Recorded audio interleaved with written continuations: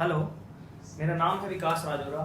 मेरा सब्जेक्ट है बायोलॉजी और आज जिस टॉपिक के बारे में हम डिस्कस करेंगे उसका नाम है fertilization and implantation. Menstruation cycle के बाद ये नेक्स्ट टॉपिक है और आज फर्टिलाइजेशन पहले डिस्कस करेंगे, फिर उसके बाद इम्प्लांटेशन। कैसे होगा फर्टिलाइजेशन, तो चलिए देखते हैं।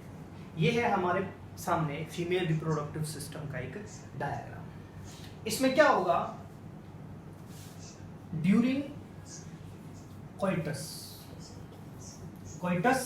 यानी कि mating, the male release the sperm into vagina through the penis, then the sperm are motile.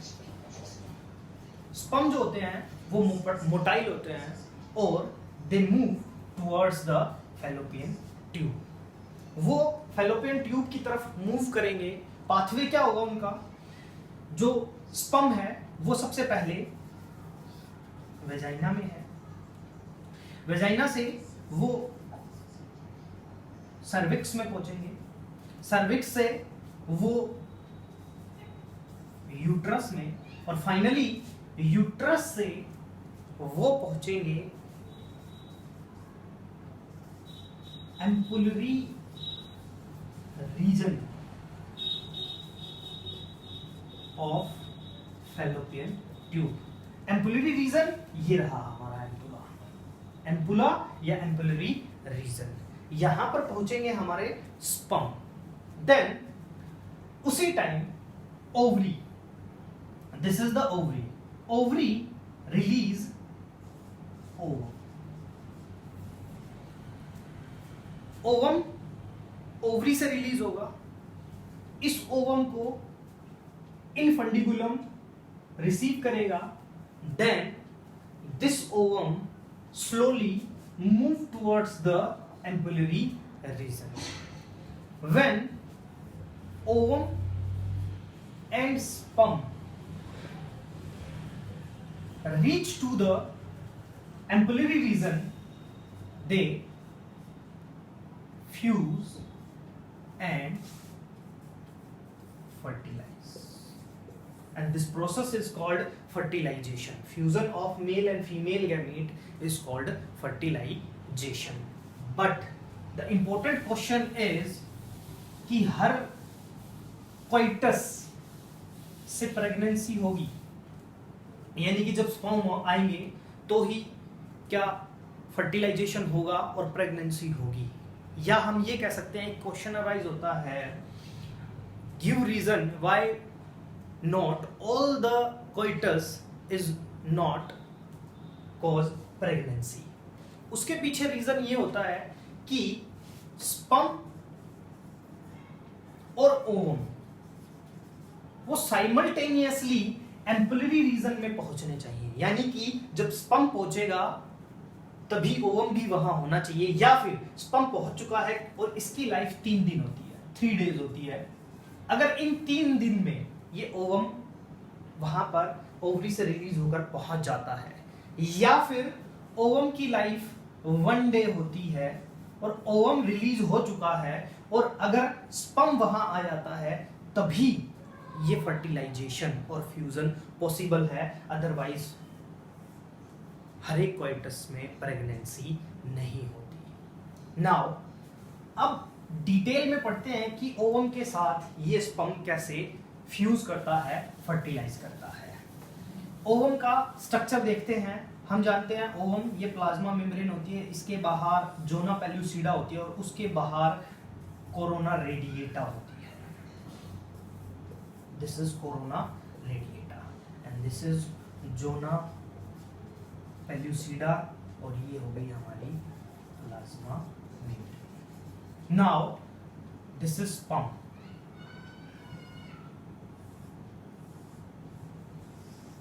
sperm and this is acrosome.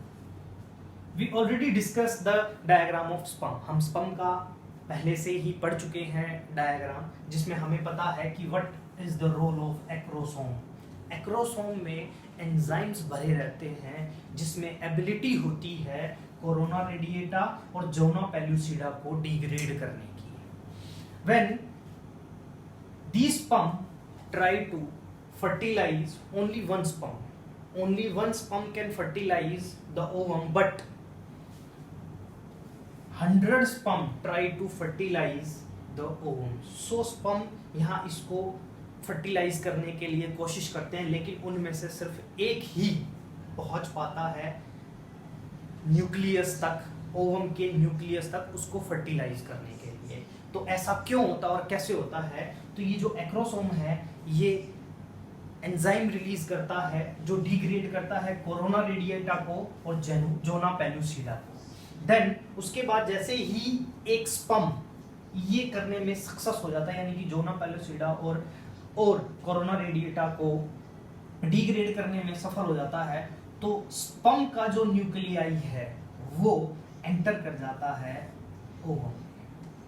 और उसके बाद जब एक स्पर्म का न्यूक्लियाई ओवम के अंदर एंटर करेगा, then zona pellucida become hard. और अब एक्रोसोम, जो अदर स्पर्म के एक्रोसोम से जो एंजाइम निकलेंगे वो इस जोना पेलुसिडा को डिग्रेड नहीं कर पाएंगे और सिर्फ एक ही स्पर्म एग को फर्टिलाइज कर पाता है। इसको मोनोस्पर्मी कहा जाता है, यानी कि सिर्फ एक ही स्पर्म फ्यूज कर सकता है एग को। चलो देखते हैं उसके बाद क्या होगा। ये है ओवम का न्यूक्लियाई, ये था हमारे स्पर्म का nuclei,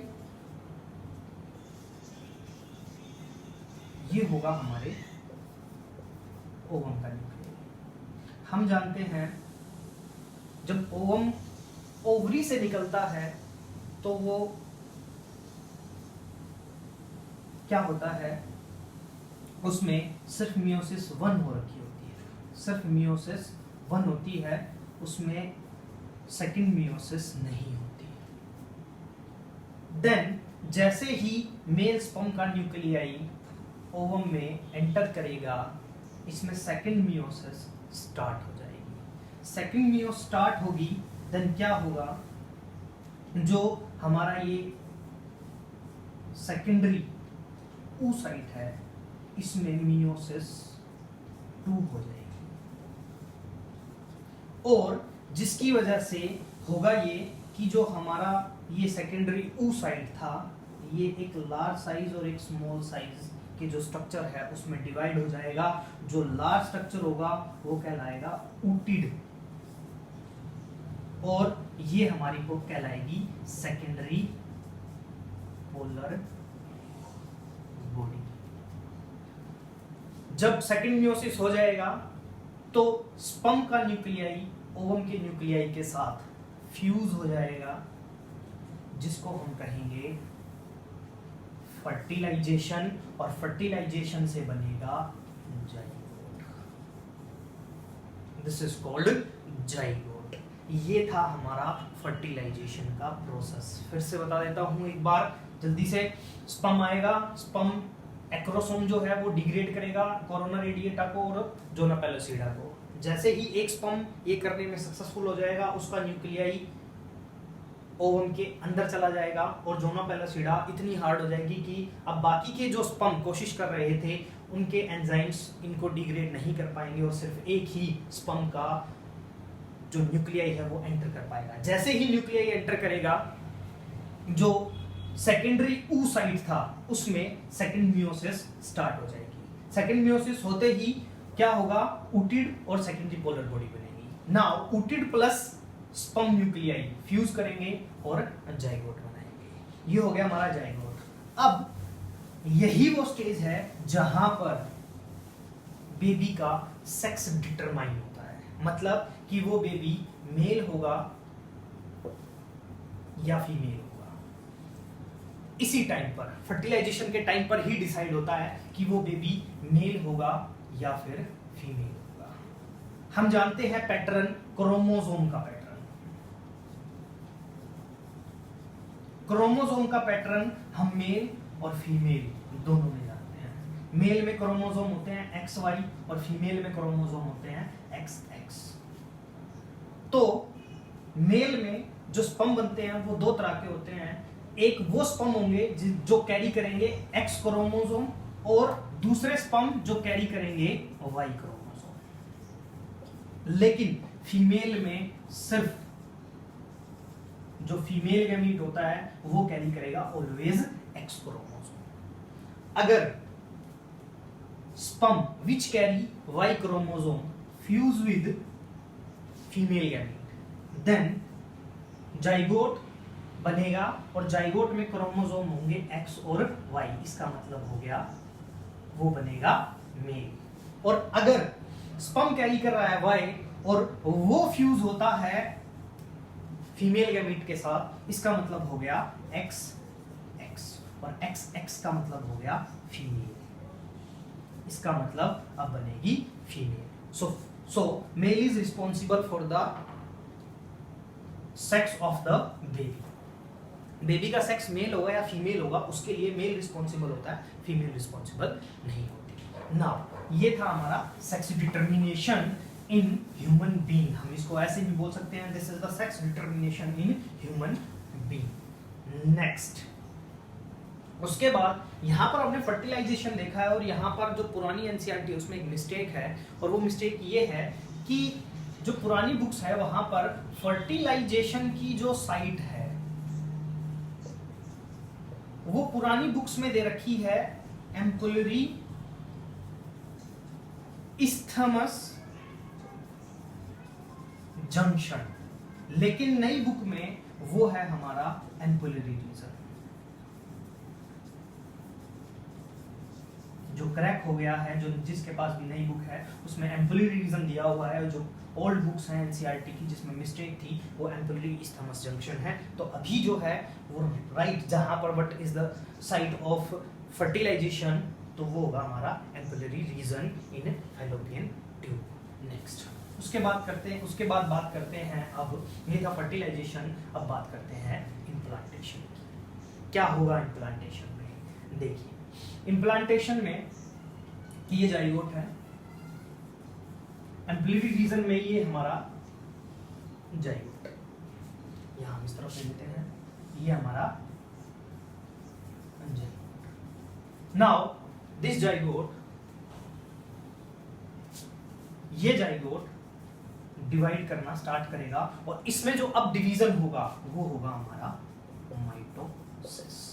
zygote divide by mitotic division, और उसको हम बोलेंगे क्लीवेज। क्लीवेज इसलिए क्योंकि जो डिवीजन होगा वो इंटरनली होगा। Now this is zygote and zygote divide by the mitotic division, जिसकी वजह से क्या होगा, यहां पर इंटरनल डिवीजन होगा जिसको हम बोलते हैं क्लीवेज, और इसमें हमारे दो ब्लास्टोमियर बने।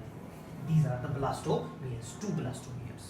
Now slowly this zygote move towards the uterus. ये यूट्रस की तरफ मूव करेगा, यहाँ पर 2 स्टेज हो गई। देन कंटिन्यूअसली माइटोटिक डिवीजन होगा और ये यूट्रस की तरफ मूव करता चलेगा। चलो देखते हैं, यहाँ पर दो ब्लास्टोमियर, देन 4, नाउ 8, 4 ये हो गए और 4 इसके पीछे, ऐसे ही 2, 4,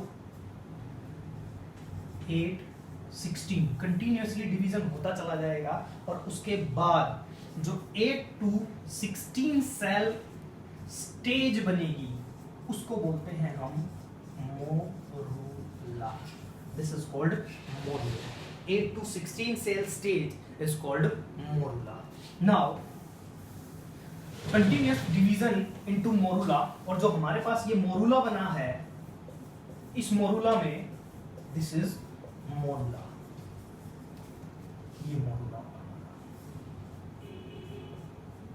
ये मोरूला होगा। इस मोरूला में कंटिन्यूअस डिवीजन होगा और कंटिन्यूअस डिवीजन से this morula transfer into blastocyst,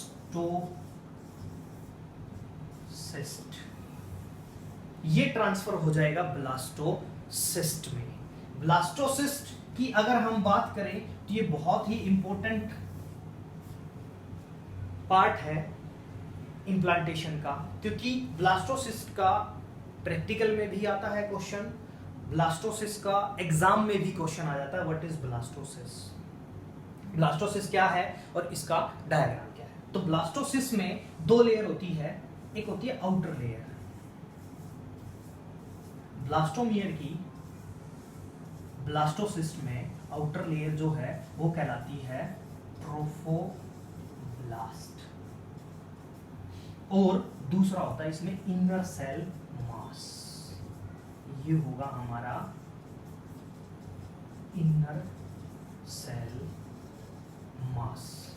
question arise होता है what is the role of trophoblast and what is the role of inner cell mass. एक एक करके इन दोनों का हम रोल देखेंगे ब्लास्टोसिस्ट में। और यहां पर ये जो कैविटी है इसको बोलते हैं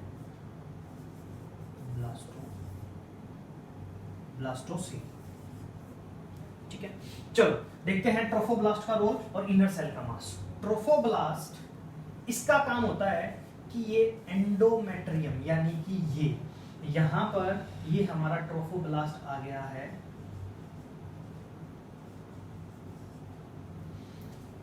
जो ट्रोफोब्लास्ट है it attach to the endometrium, trophoblast attached to the endometrium, ये ट्रोफोब्लास्ट का रोल होता है। और इनर सेल मास इसमें कंटिन्यूअसली डिवीजन होता है, और जो इनर सेल मास है वो बनाता है हमारा एम्ब्रियो, ये बनाता है हमारा एम्ब्रियो। ट्रोफोब्लास्ट अटैच होगा एंडोमेट्रियम में, एंडोमेट्रियम के साथ, और inner cell mass continuously divide करके बनाएगा एम्ब्रियो। उसके बाद जैसे ही ट्रोफोब्लास्ट एंडोमेट्रियम के साथ अटैच होगा, एंडोमेट्रियम की जो लाइनिंग है ये डिवाइड करना स्टार्ट करेंगी और उस ब्लास्टोसिस्ट को अपने साथ अटैच कर लेंगी। उस अटैचमेंट को कहा जाता है implantation. When endometrium cover the blastocyst, this is called implantation। अपने अंदर वो इसे कवर कर लेंगी पूरी तरीके से, जैसे for example this is endometrium और इसने इसको कवर कर लिया, इसको बोलते हैं इम्प्लांटेशन। ये था हमारा आज का टॉपिक, ये थे हमारे क्वेश्चंस बता देता हूँ क्या क्या हो सकते हैं। व्हाट इज इंसेमिनेशन, इंसेमिनेशन का मतलब होता है when sperm release in vagina through the penis, this is called insemination. दूसरा फर्टिलाइजेशन की साइट क्या है, मैंने बताया एम्पुलरी रीजन फर्टिलाइजेशन की साइट होगी। मोरूला क्या होता है, 8 to 16 cell stage is called morula. Blastocyst सबसे इंपॉर्टेंट, ब्लास्टोसिस्ट क्या है, what is the role of trophoblast and inner cell mass, what is implantation, cleavage क्या होता है, ब्लास्टोमियर क्या होता है, ये सारी चीजें ये क्वेश्चंस अराइज होते हैं फर्टिलाइजेशन और इम्प्लांटेशन से। फर्टिलाइजेशन से मैं बता चुका हूँ। थैंक यू, ये था हमारा